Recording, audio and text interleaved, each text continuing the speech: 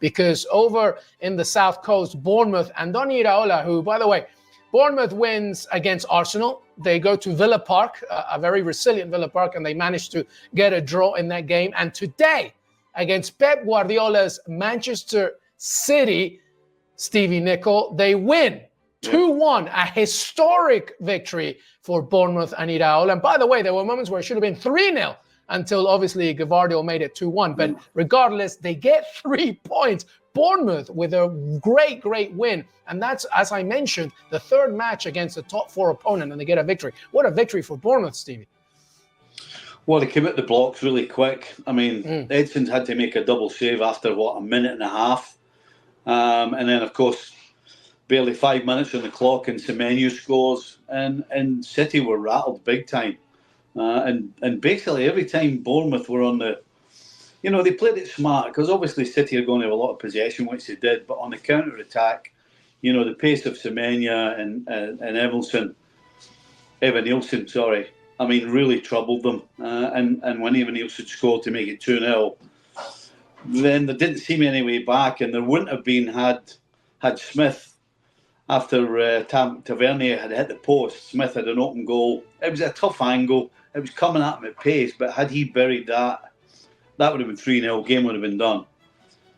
But of course, City don't give up the ghost, and they end up getting a goal back. It's 2-1, and then they put the pressure on for the last 10 minutes of the game. I mean, it took City 80 minutes to get an actual strike on goal. Yeah. I mean, that's how much they were struggling in the final third. Yes, they had plenty of possession, but they couldn't create an awful lot in the final third till they got that goal, a great header from Guardiola. And then, of course, as you expect, they put the pressure on, but couldn't quite get the breakthrough. I mean, Bournemouth overall deserved the win, but City didn't give up. But in the end, they've lost, and I do believe Liverpool are sitting top of the league. You do believe indeed, my friend, because that's Man City's 32-game Premier League unbeaten run coming to an end, by the way. And they've lost back-to-back matches in all competitions for the first time in over a year, back in September 2023. But, okay, so after the loss to Tottenham in the Carabao Cup, Pep Guardiola mentioned about, the injury list, and rightly so, right? That there's a lot going on here. It's the worst, he said, since he's joined the club. 13 players available leading up to the squad. But do you blame the loss on that, would you say, Stevie, or was there something else? Was it just the fact that it wasn't their day and Bournemouth took full advantage? Look, I think clearly when you've only got 13 fit players, then there is a little bit of an excuse, if you want to call it that. But is anybody really feeling sorry for Manchester City? A team that's had the biggest and best squad for how many years? And all of a sudden we're going to feel sorry for them. I'm sorry, but I'm not feeling sorry for Manchester City.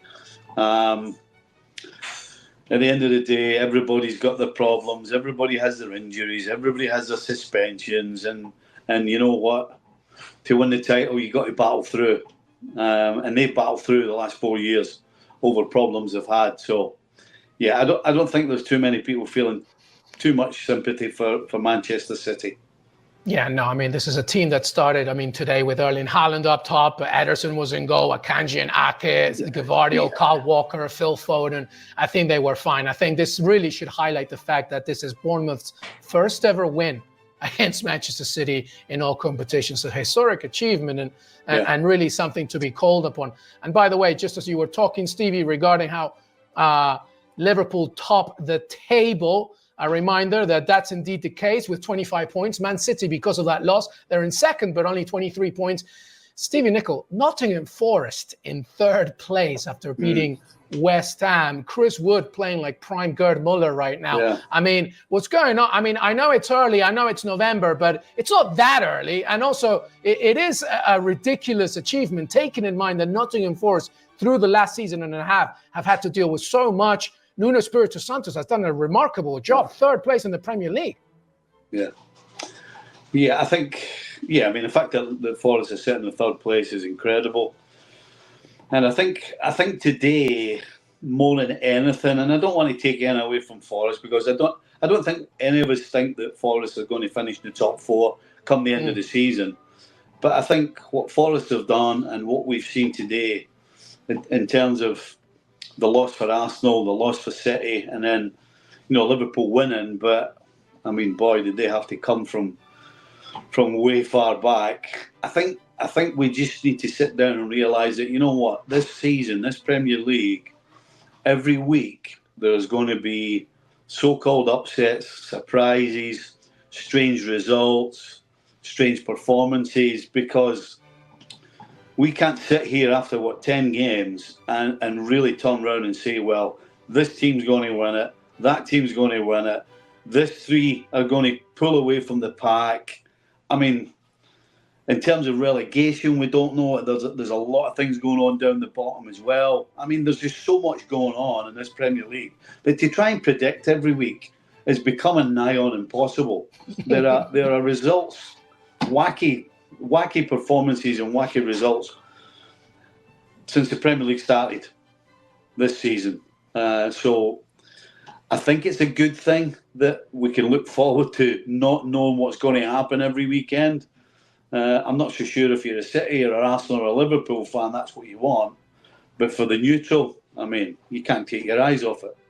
Absolutely not. Between first and sixth, which is Chelsea, by the way, there's only 8 points of a difference. And to your point, it's such a competitive race, not just for the title race, of course, but the European spots, including the Champions League. On Sunday, Aston Villa and Tottenham face against each other. If Villa win, of course, they can reclaim that third spot over Nottingham Forest, and then Manchester United against Chelsea. There's just so much to play for. So let me end with this, Stevie Nicol. Yeah. Who's in the title race right now, to your point? Even with Man City's loss and Arsenal's loss, would you say it's still a three-horse race? Do you think actually is more of an issue for Arsenal to lose against Newcastle as opposed to City losing to Bournemouth? What say you? What do you think? I know you just said how difficult it is to predict, and obviously your opinion will change next weekend, but opinions are changed based on facts right now, right? So what do you say? What's your gut telling you right now? Yeah, I think the gut feeling is that Arsenal is still in it. I think it is between three sides. But I do 100% get the feeling that Arsenal are in a situation where they don't have any more time to turn this around. They have to turn that around the next time they step on the field in Premier League. Because you can't give City and Liverpool too much room and too many points. Because, of course, the way it's going, everybody's going to be dropping points. So, yeah, I get the gut feeling that Arsenal are in a tougher position. City have lost a game. The fact that City have been so good is why City have lost 2 games for the first time in a year. But I'm not overly worried about City yet.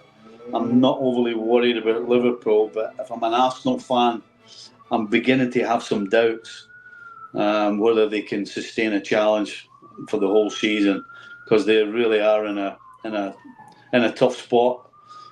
And as I said, they can't afford to not get out of it straight away the next time they step on the field in the Premier League. Yeah, I mean, the issue today, I think, was Bournemouth's victory was deserved, right? Like you saw it. And so was Newcastle's. But I think Newcastle didn't need to play the way that Bournemouth needed to play today to get a win. And I think that's the worrying part for Arsenal. So we'll have to wait and see. Can I just mention one thing that go ahead. That would be, I think the one thing for Arsenal that would be more worrying is the fact that they don't look as though they're creating an awful lot. They didn't create an awful lot today, whereas, City and Liverpool have been creating chances, regardless of whether the performances have been there.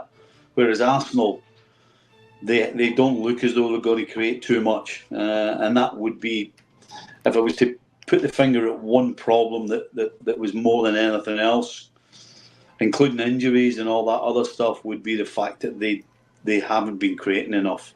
Well, I'm really glad you said that, because what's the one player that's missing right now in that midfield? Mr. Odegaard. Exactly right. And